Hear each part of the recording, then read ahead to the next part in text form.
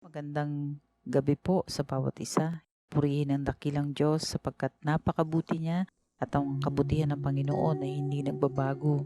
Maging yung patuloy na pakikisama ng Panginoon sa bawat isa sa atin sa pamamagitan ng kanyang banal na Espiritu ay tunay na hindi nagbabago at ang pangako ng Panginoon ay hindi niya tayo iwan, hindi niya tayo pababayaan. Kaya't patuloy na tayo ay sinasamahan ng ating Panginoon.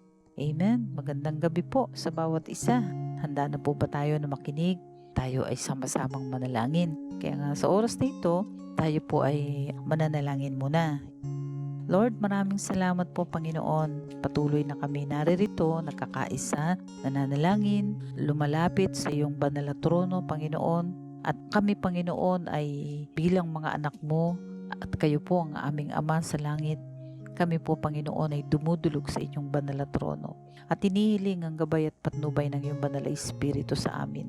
Kapangyarihan mo, Panginoon, ang siya pong maranasan namin. Pagpalain niyo po ang bawat nananalangin, ang bawat lumalapit sa inyo, nakikinig sa inyo sa mga oras na ito, Panginoon. Pagpalain mo po sila at ang kanilang buong sambahayan. At ang banal na Espiritu mo, Panginoon, at ang kapangyarihan nito, ang siya pong maranasan ng inyong mga anak. Lord, salamat Panginoon. Salamat sa iyong salita. Salamat sa patnubay ng iyong banal na Espiritu. Thank you, Father God. We glorify your name, O God, in Jesus' mighty name. Amen. Amen. Magandang gabi po sa bawat isa muli po. Dito po sa ating pong pag-aaralan sa Matthew chapter 9, verse 35. Nilibot ni Jesus ang lahat ng mga bayan at nayon doon. Nagtuturo siya sa kanilang mga sinagoga at ipinapangaral ang magandang balita tungkol sa paghahari ng Diyos. Pinagaling din niya ang lahat ng uri ng sakit at karamdaman. Nang makita niya ang napakaraming tao, nahabag siya sa kanila sapagkat sila'y litong-lito at hindi alam ang gagawin. Parang mga tupang walang pastol. Kaya't sinabi niya sa kanyang mga alagad, napakaraming aanihin, ngunit kakaunti ang mag-aani. Idalangin ninyo sa may-ari ng aanihin na magpadala ng mga mag-aani. Kaya dito po na pinapakita na yung ginagawa ng ating Panginoong Hesus na talagang walang tigil ang ating Panginoon na nililibot niya yung bawat bayan, bawat nayon na talagang walang sinasayang na pagkakataon o yung opportunity ang ating Panginoong Hesus.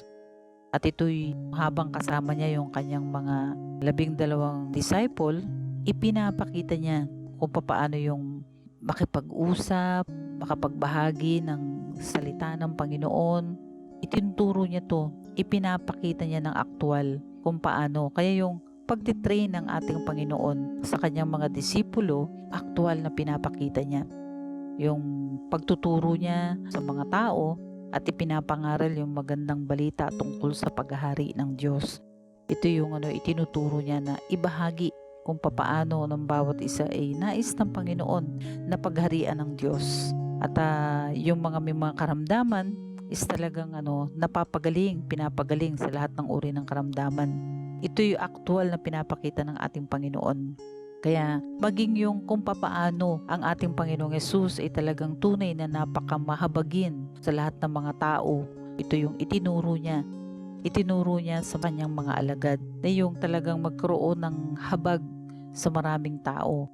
Yung mga taong litong-lito sa buhay, hindi alam ang gagawin, walang direksyon ng buhay, parang mga tupang walang pastol. Amen.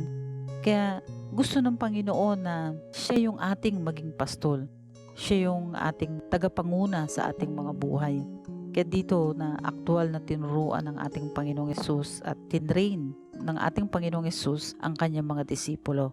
Dahil sa nakikita niya yung napakaraming tao at talagang nandoon ang kahabagan ng ating Panginoong Hesus, kaya't sinabi niya sa kanyang mga alagad, napakaraming aanihin, ngunit kakaunti ang mag-aani.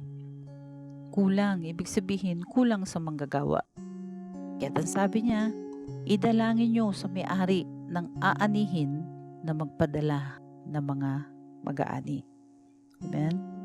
Dito po sa ating pinag-aaralan, mayroong 3 uri ng tao sa pag-aani.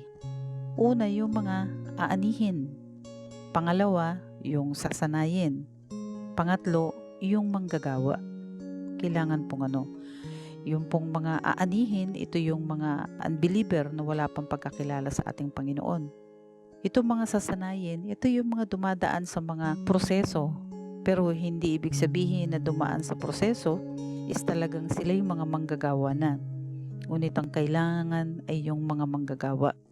Kaya nga, ano nga bang uri ng mga manggagawa ang kailangan? Una, yung handang humayo.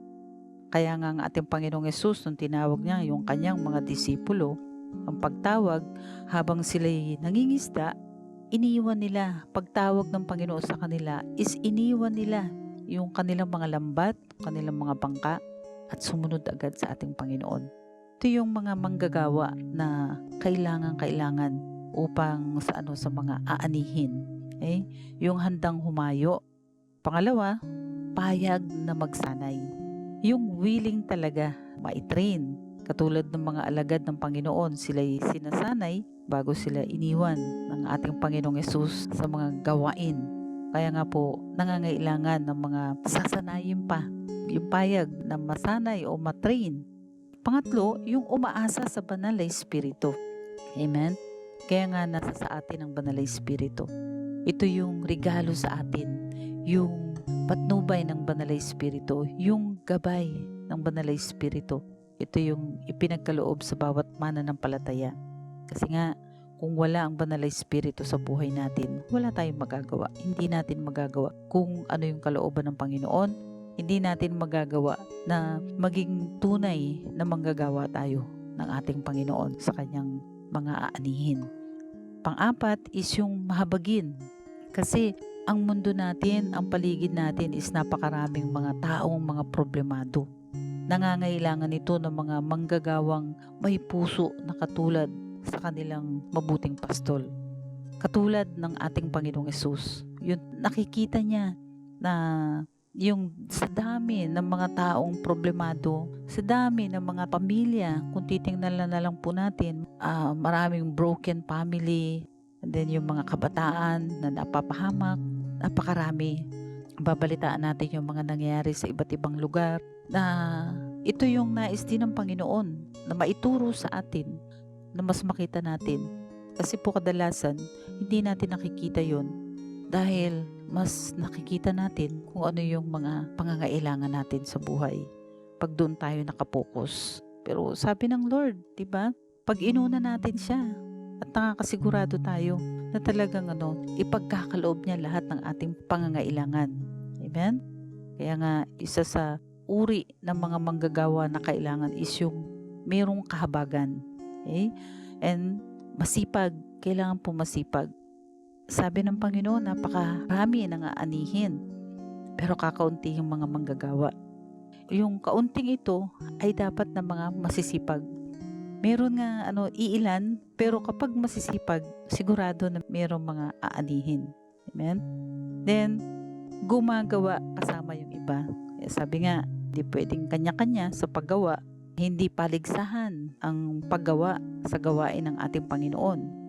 Sa halip, nagtutulungan yung bawat Kristiyano sa gawain ng ating Panginoon.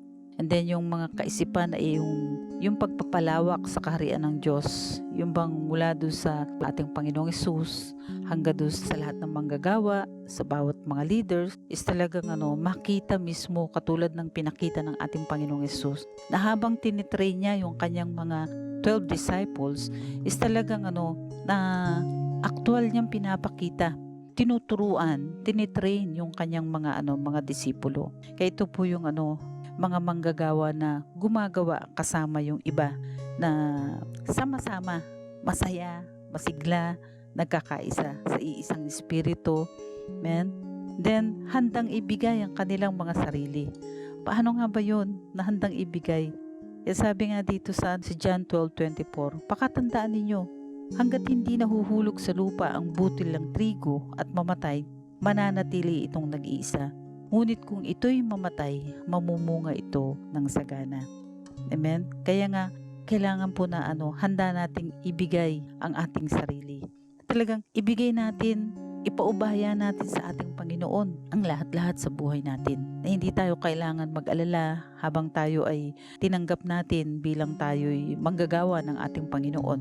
Wala tayong dapat alalahanin sapagkat mayroong pangako ang Panginoon sa bawat manggagawa niya na hindi niya pababayaan, kundi ipoprovide niya lahat ng pangangailangan ng lahat ng mga manggagawa niya. Kaya nga, sabi nga ni King David, tumanda na ako, pumuti na yung buhok ko, pero wala akong nabalitaan na mga anak o manggagawa ng Diyos na namalimos o naghirap o nagkulang kung hindi ang ating Panginoon habang tayo'y gumagawa sa kanyang ubasan. Isang Panginoon patuloy na nagpo-provide at hindi niya pababayaan lahat ng kanyang mga manggagawa. Amen? Then, yung handang magsanay sa iba rin. Handa rin na mag-train sa iba. Naniniwala siyang kailangan niya ang mga kasama. Hindi yung tayo lang, hindi yung sila-sila lang, kundi po patuloy ang pagtitrain ng maraming manggagawa dahil napakarami. Dito ang sinabi ng ating Panginoon sa verse 37. Kaya't sinasabi niya sa kanyang mga alagad, napakaraming aanihin, ngunit kakaunti ang mag-aani. Kaya nga hanggang ngayon po, kung lalakad tayo sa daan, punta tayo ng SM, sa lahat ng lugar, titingnan natin, napakarami pa na mga kailangan na mga aanihin pa. Kaya mga kapatid, ito yung sinasabi ng ating Panginoon. Huwag tayong mag-alala sa mga pangangailangan natin. Alam ng Panginoon ang lahat ng pangangailangan natin.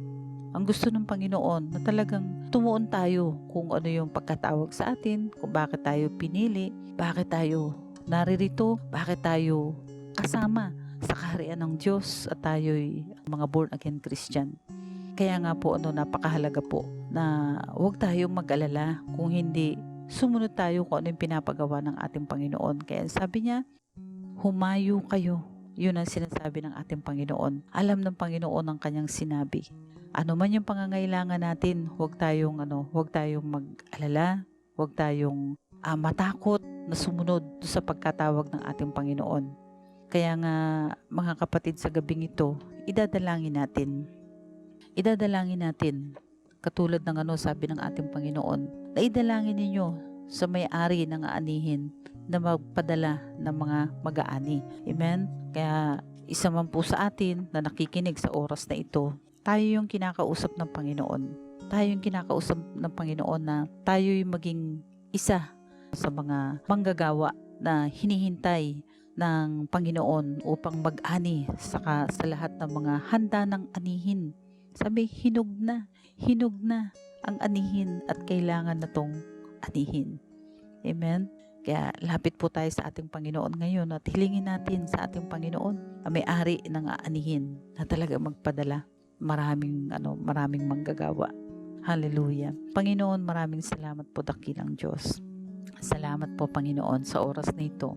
Lord, tunay, Lord God, na ang bawat nakikinig, ang bawat tinawag mo, ang bawat nagsasabi na siya ay born again Christian, Panginoon.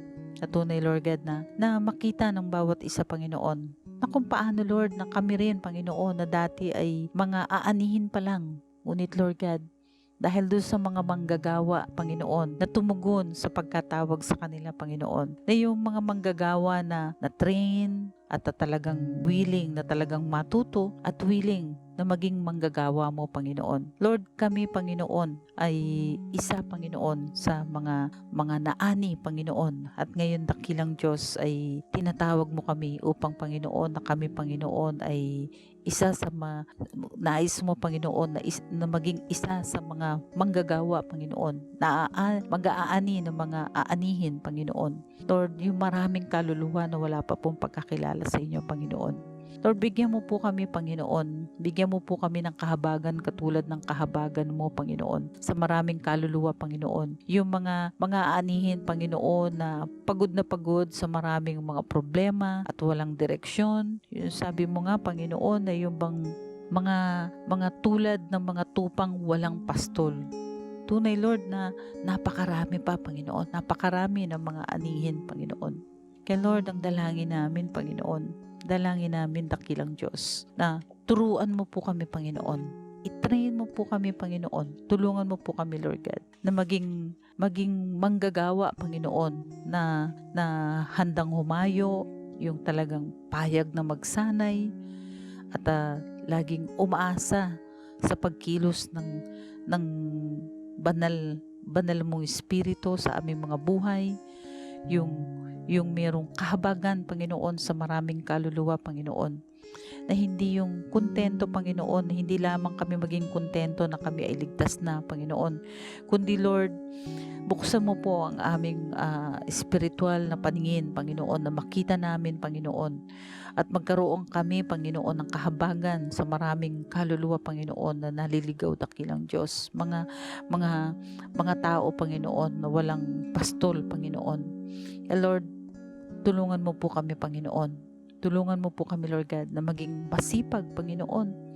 Gumagawa, Panginoon, na merong kagalakan kasama ng mga kapwa manggagawa, kapwa mananampalataya, Panginoon, at yung handang ibigay ang aming sarili, Panginoon, na hindi kaabalahan, Panginoon, sa amin, Lord God, ang mga gawain mo, Panginoon, kundi, Lord God, na kahit na kami nagtatrabaho, kahit kami, Panginoon, ay mga ina ng tahanan, mga ama ng tahanan, estudyante man kami, Panginoon, o ano man yung aming sitwasyon, Panginoon, tunay, Lord God, na ang nais mo, Panginoon, na lagi ka naming unahin, Panginoon. Hindi hindi maging kaabalahan sa amin, Panginoon. At huwag namin baliwalain, dakilang Diyos, yung pagkatawag mo sa amin, Panginoon. Katulad, Panginoon, ng aming maraming mga mahal pa namin sa buhay, Panginoon, na wala pang pagkakilala sa inyo. Lord, ang dalangin namin, Panginoon, tunay, Lord God, na gamitin mo po kami, Panginoon. Yung buhay namin, Panginoon, is gamitin niyo po, Lord God, upang sila'y makakilala sa inyo, dakilang Diyos. Hindi lang kami nananalangin, kundi, Lord God, kami hahakbang na mayroong pananampalataya, pagtitiwala sa inyo, Panginoon. Tulungan mo rin po kami, Panginoon, na maging handa kami, Panginoon, sa mga pagsasanay, sa training, Panginoon, na nais mong pagdaanan namin, Panginoon, na yung training, Panginoon, na aming dadaanan, Panginoon, ito'y napakahalaga, hindi lamang dadaanan, kundi, Lord God, ito'y aming ipamumuhay, at ito, Panginoon, ay isasagawa namin, Panginoon, ang lahat ng mga training, Panginoon, na aming pagdadaanan, dakilang Diyos. Ama, salamat po, Lord God, sa mga manggagawa, Panginoon, na hindi ka tumitingin sa edad o ano man yung natapos sa pag-aaral, Panginoon. Ang hinahanap mo, Panginoon, yung willing, Panginoon, yung talagang tunay na manggagawa, Panginoon, na handa, Panginoon, na sumunod sa iyong kalooban, dakilang Diyos. Ama, maraming salamat po, Lord God. Pagpalain mo po ang Church of God Olongapo at lahat ng manggagawa mo. Palain mo rin po ang aming pastor bilang aming leader, Panginoon. Lord, pagpalain mo po siya kasama ng kanyang buong sambahayan, Panginoon. Ang lahat ng mga manggagawa mo, lahat ng mga pastors, Panginoon, sa COG Olongapo, lahat po, Panginoon, ng mga workers, Panginoon, lahat po, Panginoon, ng worship team, Panginoon, and even, Lord, sa lahat, Panginoon, yung kabuuan ng mga gawain mo, lahat ng manggagawa mo, Panginoon, hindi lamang yung pangkasalukuyang ginagawa ang gagawin ng bawat isa, kundi, Lord, yung nais mo, Panginoon, na kami, Panginoon, ay maging mga tunay na manggagawa mo na handang pumunta, Panginoon, o humayo, Panginoon, doon, Panginoon, sa lugar na handang-handa ng anihin, dakilang Diyos. Ama, maraming salamat po, Ama. Salamat po, dakilang Diyos. Pagpalain niyo po ang aming puso, Panginoon. Dinggin mo po nawa ang aming mga panalangin. Sabi mo nga, Lord, ano man yung aming hilingin, Panginoon, ipagkakaloob mo. Kaya salamat, dakilang Diyos, sa malayang pagkilos mo sa buhay namin, Panginoon. Ang Church of God Olongapo, Panginoon, mula sa aming senior pastor, sa lahat ng mga pastor, sa lahat ng mga workers, sa lahat ng mga leaders, Panginoon, at sa lahat ng mga miyembro, Panginoon. Lord, salamat, dakilang Diyos, sa malayang pagkilos mo at pagtugon mo sa lahat ng aming mga panalangin to. And even, Lord, lahat po, Panginoon, ng inyong mga anak, Lord, anuman ang pangangailangan ng bawat isa, Lord, nothing is impossible to you. Kaya mong ipagkaloob lahat ng aming pangangailangan, Panginoon, na naaayon sa iyong kalooban, Panginoon. Kaya salamat po dakilang Diyos, lalo na sa mga manggagawa mo, Panginoon. Ano man ang pangangailangan, Panginoon, ng mga manggagawa mo. Lord, salamat po, God. Ito'y pagkakaloob mo. Maging, Panginoon, sa iyong mga gawain, Panginoon. Pagpalain mo po ang lahat ng iyong mga gawain, Panginoon, sa Church of God Olongapo. Mga gawain, Panginoon, ng mga kababaihan, mga kalalakihan, mga youth, Panginoon, mga young pro, and then sa mga kids, Panginoon, Lord, habang lockdown na nandun sila sa kanilang mga tahanan. Lord, pangunahan niyo po ang mga magulang o yung mga kasama sa bahay ng mga kids, Panginoon. Tunay, Lord, na gamitin niyo po ang buhay ng bawat isa upang, Lord God, na hindi maudlot, Panginoon, ang pag-aaral ng mga bata, Panginoon, ayon sa iyong salita, Panginoon. Ama, salamat po, God. Pagpalain niyo po ang bawat isa. Sa gabing ito, Panginoon, salamat po, Lord God. Salamat sa iyong presensya. Salamat sa iyong salita, Panginoon. Maraming salamat po, Ama. Patuloy, Lord God, na pinupuri ka namin at ngayon pa lamang kami nagpapasalamat na. Thank you, Father God. Thank you, Lord. We glorify your name, O God. In Jesus' mighty name. Amen. Amen. God bless you all.